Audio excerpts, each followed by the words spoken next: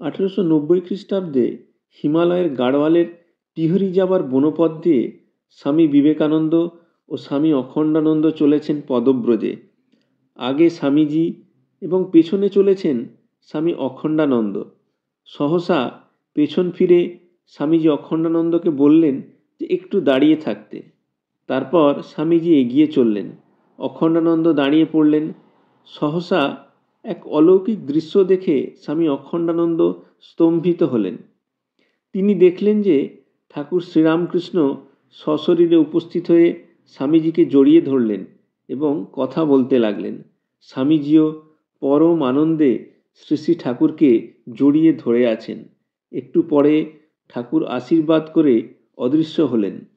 তারপর স্বামীজি অখণ্ডানন্দকে এগিয়ে আসতে বললেন।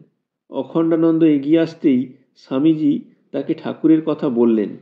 অখণ্ডানন্দ সবই দেখেছেন, তাই সে কথা স্বামীজিকে বললেন সানন্দে। তারপর বনপথ দিয়ে উভয়ে টিহরির পথে এগিয়ে চললেন।